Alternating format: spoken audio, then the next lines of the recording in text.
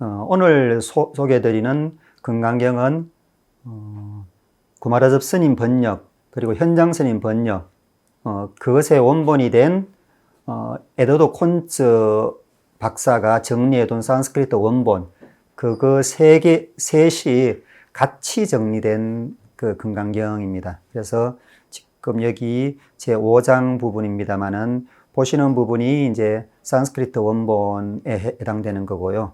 그에 대한 해석, 그 윗부분에, 그 바로 윗부분에 현장 스님 거가 첨부가 되어 있고, 그 위에 또 구마라접 스님께 첨부가 되어 있습니다. 지금 요 현장 스님하고 구마라접 스님만 비교를 한다면은 현장 스님께 지격에 굉장히 가깝습니다.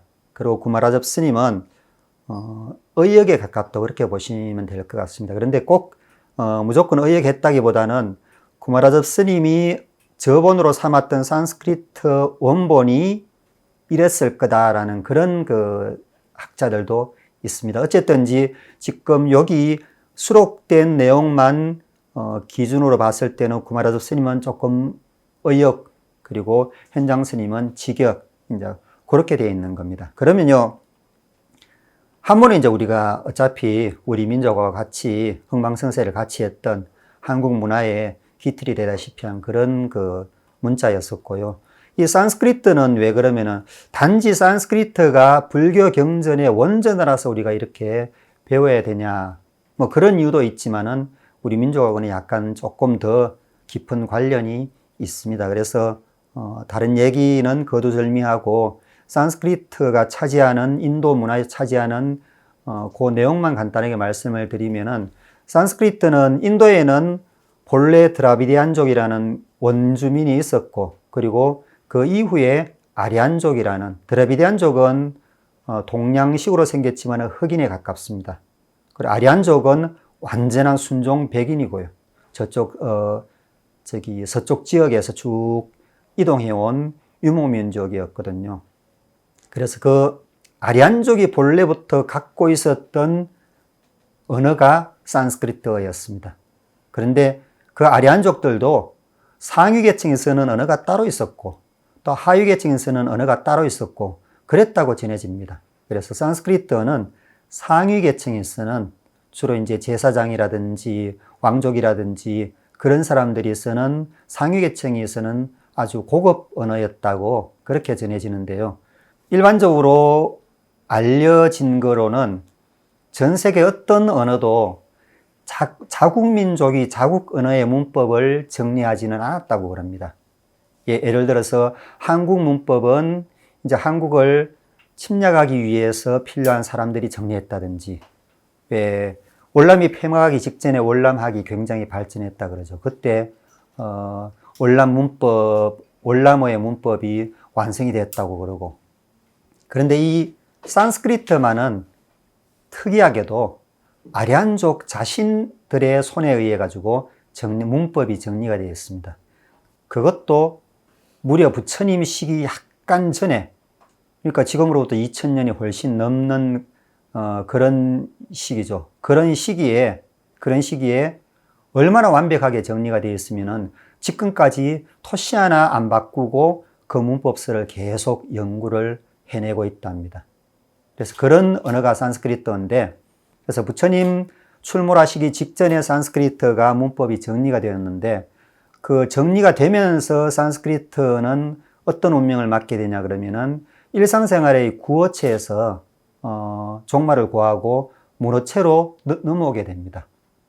그래서 구어체라 그래봤자 또 일반 백성들이 쓰는 것도 아니고 상위층이 제사 지낼 때 제사어로, 그리고 상위층들이 이렇게 모여 있을 때 서로 이렇게 한담으로 그렇게 썼었는데, 그것마저 이제 줄어들어서 그 이후로는 주로 보면은 이 제사라든지 안 그러면은 기록하는 그런 언어로 많이 이용이 되었습니다. 그래서 부처님 계시던 그 직전에 이미 문어체로 굳어졌다 그러니까는 산스크리트가 그러면 인도에서 완전히 사라졌겠네 싶지만은, 그 이후로 지금 오늘날에까지도 인도에서 굉장한 일이 있으면은 그 전부 다 산스크리트어로 정리를 해 놓습니다. 그래서 인도 문화를 실어 나르는 모든 문학은 전부 다 산스크리트로 돼 있고요. 그리고 지금도 산스크리트로 저작이 되고, 심지어 뭐 누가 현대 로켓을 잘 발명해가지고 전 세계적으로 이름이 있다. 그러면 자서전을 낼 거지 않습니까? 그러면은 지금 시대에 맞는 영어, 그리고 그 지방어, 산스크리트, 그 세 가지로는 분명히 낸다고 그럽니다. 그래, 이 산스크리트가 인도문에 차지하는 그 어떤 비중 같은 거는 뭐 무시할 수 없을 정도로 그렇게 보시면 될 것 같습니다. 불교 경전이 처음부터 산스크리트로 기록된 거는 아니라는 거는 아마 다 알고 계실 겁니다. 부처님께서 고위층에서는 그런 산스크리트로 설법을 하시면은 대부분의 백성들이 중생들이 알아듣지 못하기 때문에 그 당시 그쪽 지역의 지방어인 빨리어로 설법을 하셨고, 그래서 그 부처님이 설법하신 그대로 기억해 둔 게 우리가 알고 있는 남방경전 니까야니까요. 그래서 니까야는 산스크리트가 아닌 빨리어로 경전이 저술이 되어 있습니다. 그러다가 부처님이 열반에 드시고 대성불교가 얼마 후에 몇백 년 후에 일어나게 됐죠. 그래서 그 일어나면서 이런저런 많은 이유로 대성불교를 일으키려고 하는 사람들이 이제는 안 되겠구나. 빨리어로 경전을 계속 유지했다가는 고위층들을 잡지를 못할 테니까는 고위층들을 흡수하기 위해서 이 경전들을 우리가 새로 저작을 할 때는 산스크리트로 하자.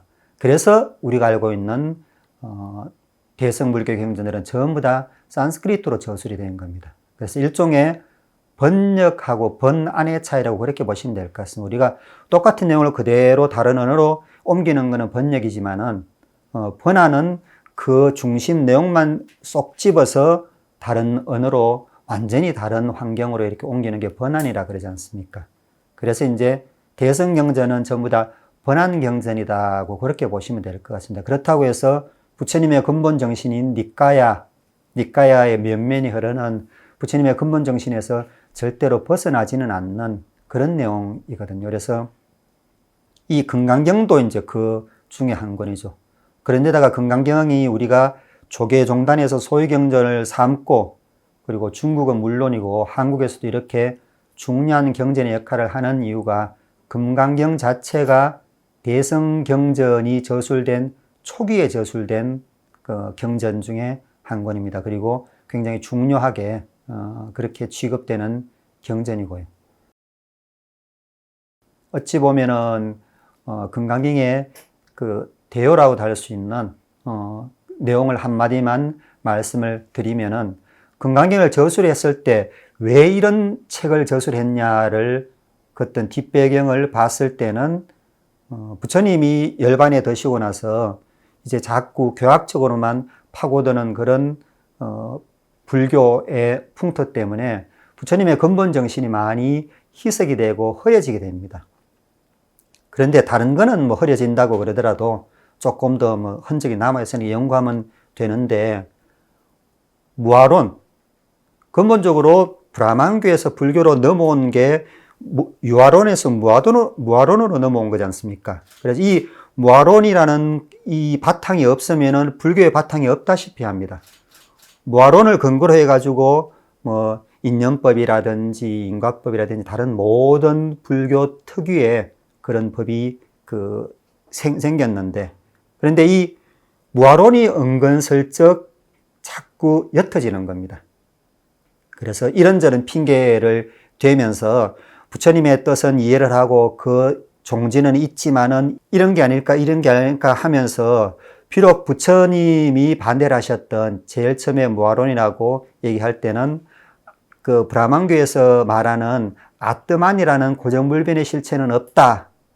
그 대상을 아뜨만으로 봤거든요. 아뜨만에는 없다 이렇게 했었는데, 아뜨만이라는 이름을 안 빌리고 다른 이름을 빌리면서 자꾸 이제 무아론에서 유아론 쪽으로 넘어오는 그런 사회적인 현상이 만연했다고 그렇게 보시면 될 것 같습니다. 그렇다고 해서 뭐 지금은 그러면 불교에서 무아론에 100% 회복되어 있나, 그렇지는 않습니다. 영혼이 있냐 없냐 문제만 딱 들고 나와버리면은 지금 한국 불교는 80, 90%가 유아론에 집착되어 있다고 그렇게 보셔도 별로 틀리지 않는 그럴 정도. 그러니까 그런 문제는 부처님 시대나 대성불교가 일어날 때나 지금이나 별로 차이가 없다는 거죠. 그래서 저작된 게 금강경이라고 볼 수가 있습니다. 그래서 금강경에서는 무아론으로의 회귀라 그럴까? 무아론이 이런 거다라는 것을 일러주는 그런 내용이 주된 거라고 그렇게 보시면 될 것 같습니다.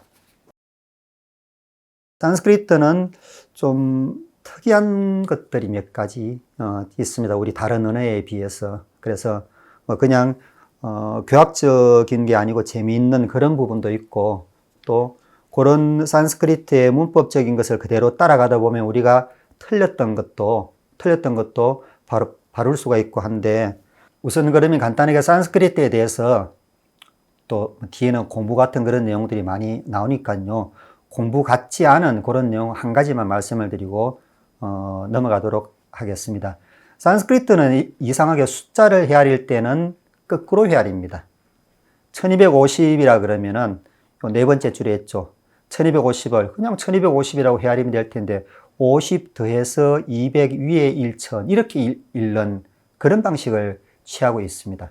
그래서 1250 인구라는 것은 금강경에 나오는 내용이죠.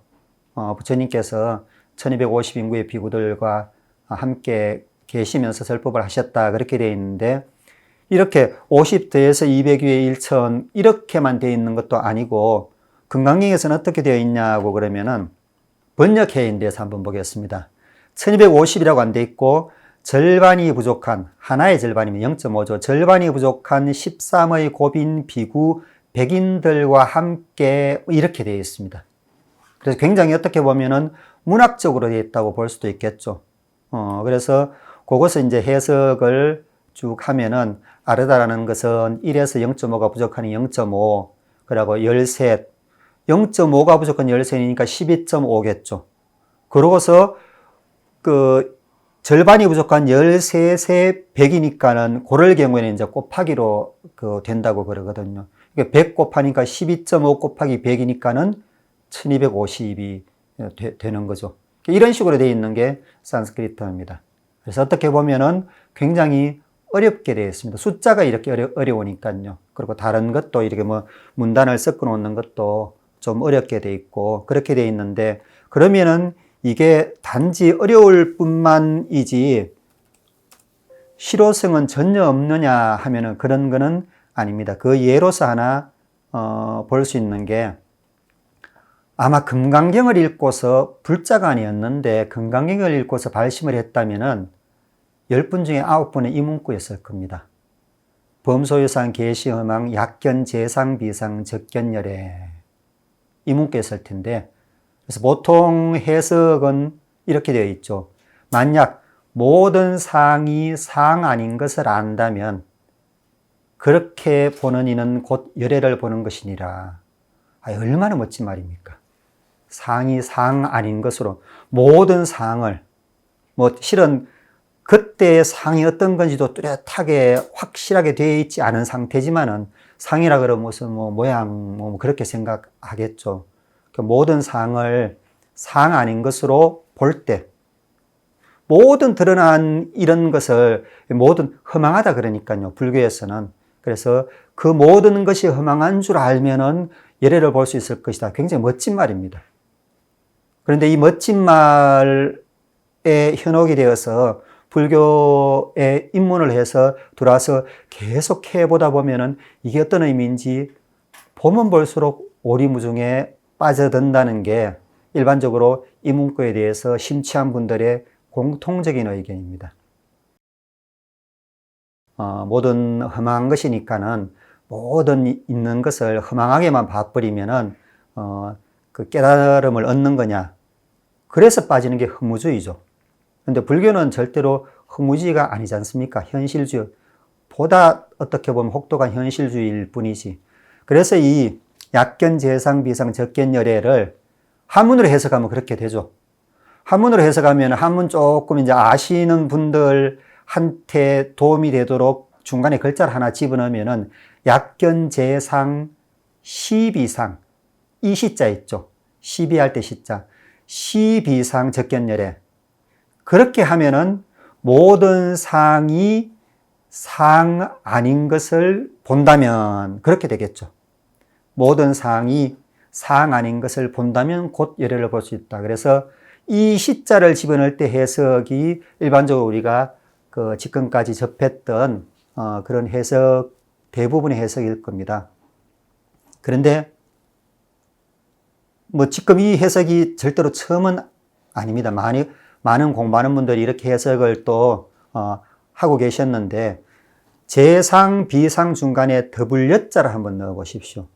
만약에 모든 상인 것과 상 아닌 것을 볼 수 있으면 열애를 볼 수 있다.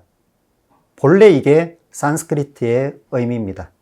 상인 것과 상 아닌 것. 이때 상은 사상할 때 산야의 상이 아니고 우리 32상, 부처님의 32상 할 때 겉으로 드러난 그런 상인 락샤나거든요.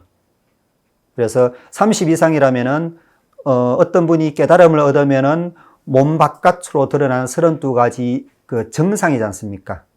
뭐 이렇게 팔이 길어진다든지, 뭐 이 귀가 쭉 늘어난다든지, 안 그러면 백호가 이렇게 나온다든지, 중간에 육개가 이렇게 올라온다든지, 그런 말 있습니다. 32상 그대로 묘사해 놓으면 부처님은 괴물이라고.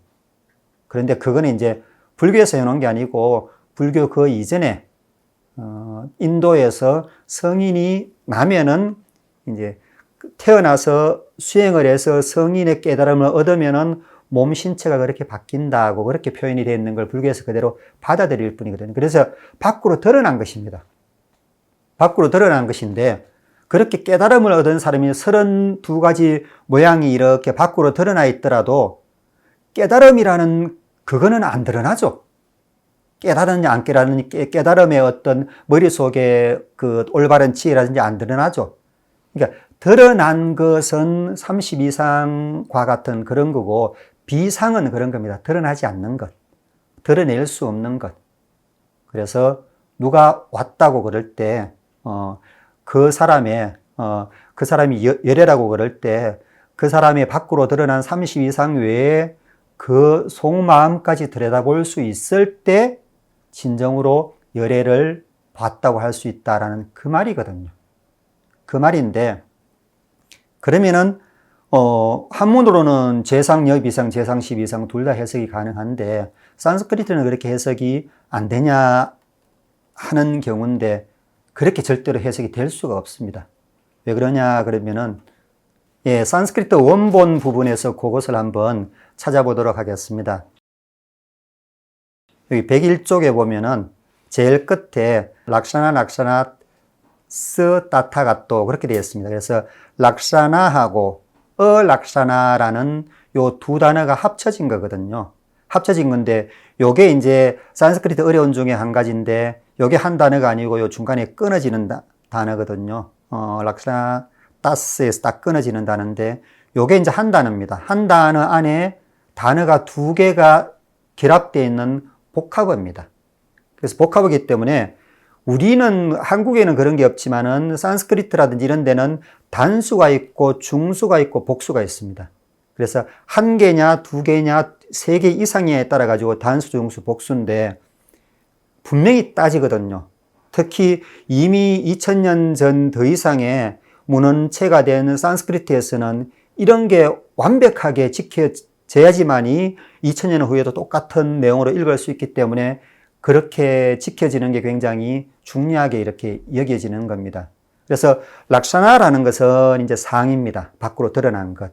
그리고 락샤나니까는 라는 게 락샤나 앞에 부정관사가 붙었으니까는 말 그대로 비상이지 않습니까? 그래서 상과 비상으로부터 열애를 볼 수 있다라고 이제 그렇게 산스크리트 원전인데 상과 비상이니까 두 개죠. 두 개인데 여기 보면은 문법적으로 보면은 단수로 되어 있습니다. 그래서 이런 게 그 관련되는 내용은 102쪽에 보시면은 나옵니다. 여기도 이제 조금 내리면은 나오는데요. 우선 락샤나부터 분석해 보면 이렇게 되어 있죠.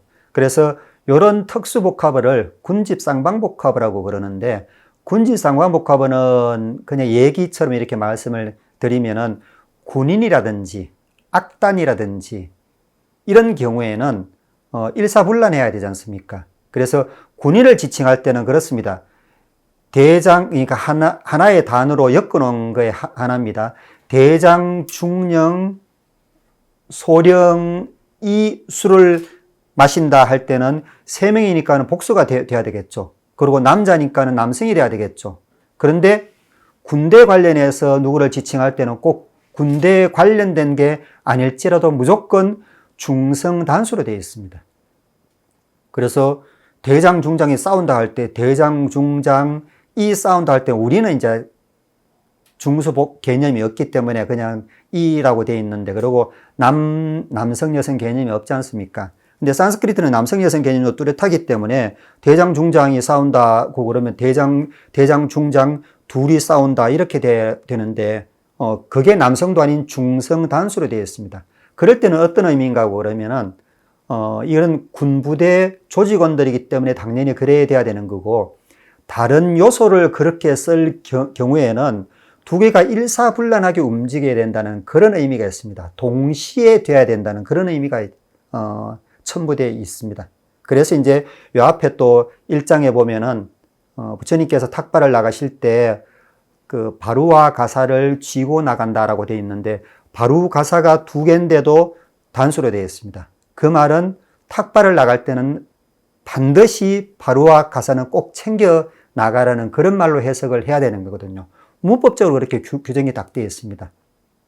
그래서 그런 것처럼 락사나, 락사나 다음에 중순대도 단수로 되어 있다는 것은 락사나하고 락사나, 상과 비상을 동시에 봐야 된다는 겁니다. 그래서 상과 비상을 동시에 봐야지만이, 볼 수 있어야지만이 열애를 봤다고 할 수 있다, 이 말이거든요. 그래서 산스크리트 원전을 해석을 하면은 그렇게 해석을 안 할래야 안 할 수가 없는 내용입니다. 금강경을 읽으면서 굉장히 일반 분들이 심취했다 할 수 있는 그런 부분 자체가 일종의 오역이 되어 있죠. 오역이 되어 있는 것도 고칠 수 있는 게, 어떤 유명한 분이 그런 내용이 그런 게 아니고 이런 거다 이렇게 해석해 주는 게 아니고, 산스크리트에서 가장 위대한 분은 문법입니다. 부처님도 문법을 따라야 될 정도죠. 산스크리트로 무엇을 저작을 한다면은. 그래서 문법이 최상위 그 법이기 때문에 지금까지도 문법을 따르고 있는데, 그 문법을 따라서 금강경을 해석할 경우에는 약견, 재상, 비상은 모든 상이 상 아닌 것으로 본다는 의미로 해석을 해서는 안 되고, 모든 상과 상 아닌 것을 동시에 볼 수 있을 때 우리가 열애를 받도록 할 수 있다라는 그런 내용으로 해석을 하는 게 당연합니다. 그런데 꼭 그러면은 지금까지 그렇게 생각하셨던 거 그냥 다 막 내버리고 그러실 필요는 없습니다. 그냥 놔두면은 약견, 재상, 비상 모든 상을 상하는 것으로 보고서 그런 말에 또 많이 현혹이 돼서 또 불교로 들어오시겠죠. 들어오시다가 공부하시면은 또 본래 내용을 알 수 있는 거고요. 그래서 이제 꼭 이거는 틀린 내용이니까는 잘라내야 된다 그런 것보다는, 이거는 틀린 내용인데 또 이런 용도로 쓰고 방편이라고 할 수가 있죠. 그렇게 보시면 될 것 같습니다.